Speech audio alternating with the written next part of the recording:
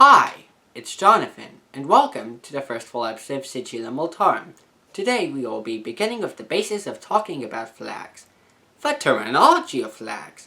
There are a lot of terms that you may hear when talking about flags, whether it be a flag's usage, or its shape, or what is on it. Understanding these terms will give you a good understanding of the flags themselves. So, let's begin. Vexillology. A very good place to begin understanding the terminology of flags is the study of flags itself.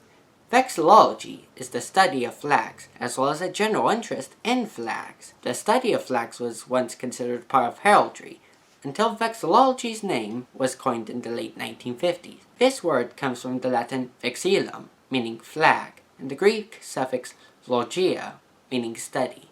A vexillologist is a person who studies flags.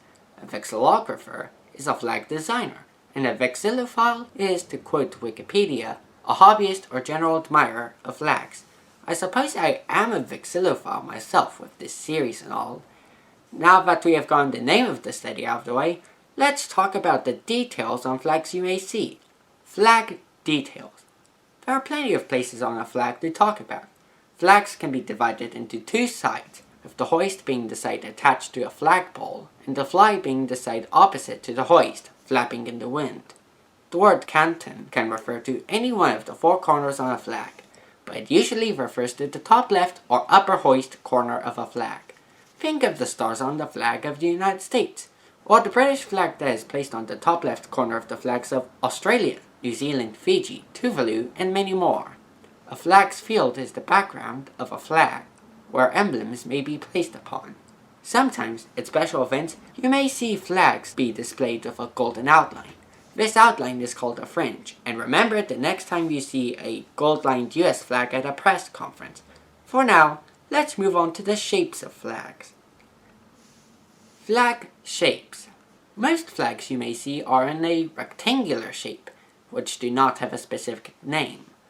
You may sometimes see a triangular flag on ships or at sporting events. These are called pennons, or pennants, as I will call them throughout this series.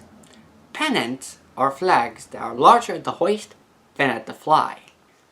Pennants can be triangles, but other types of pennants exist, including tapering pennants that are a rhombus shape, and swallowtail pennants that have a bit cut off at the hoist, resulting in the pennant having two tails that look like that of a bird such as a swallow, hence the name. Nevertheless, a triangular pennant is the sort you would associate with ships. This is especially the case since they are the sort of flags that burgees usually are. Burgees are flags used by recreational boating organizations such as yacht clubs. Additionally, you may remember the Latin word vexillum from earlier. Vexilla, as they are known in plural form, were flag-like objects used by the military of ancient Rome. The cloth of a vexillum was draped from a crossbar on a staff, unlike today's flags where the cloth flies on a flagpole, which brings us to the sizes of these rectangular flags with their poles. Flag sizes, ratios. You may hear a flag be described as having a ratio of 1 to 2 or something like that. A flag's ratio determines its size, with the first number being the width, or how many units a flag is from top to bottom, while the second number is the length, or how many units it is from hoist to fly. For example, many flags have a 1 to 2 ratio, which means that for every unit of width a flag is, it is 2 units long. Another common ratio is a 2 to 3 ratio, meaning that for every 2 units wide a flag is, it is 3 units long. Two unusual examples are Switzerland and the Vatican City, which use a 1 to 1 ratio. For every 1 unit of width these flags are, they are 1 unit long. In other words, these flags are square. Now for the last parts of the video, the purposes a flag may be used for. Types of flags based on usage. Government use. Now, here are the various purposes a flag may be used for by a country's government. A national flag is a flag used to represent a country. It is also called a state flag, though that can also be used to refer to flags representing an administrative division within a country. A war flag is a variation of a national flag used by the militaries of some countries. Similarly, units within a military may use their own flags called colors or standards. Ensigns are also variants of national flags used in some countries, this time being flown at the back, or stern in nautical terminology, of ships in ports. These ensigns can be used by civilian ships where they are called civil ensigns, or by ships of a country's navy where they are called naval ensigns. A similar concept is the jack, which in vexillological terms is a variant of a national flag that flies at the front or bow of a ship. Now for other usages of flag. Types of flags based on usage, non-government use. There are other types of flags that are not used by a government.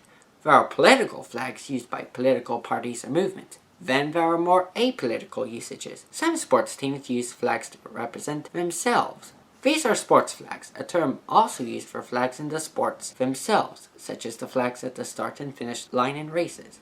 There are many more flags and flag terms out there, but I think I have covered enough flags and terms for you to understand this series. This is just my first Sigillum Multarum video, so stay tuned for more. For now, I hope you enjoyed this video. If you did, please leave a like on it. If you enjoyed the entire channel, subscribe to it. And if you want to know when my next video will be coming out, click the bell button after you subscribe. And I'll see you in the next video.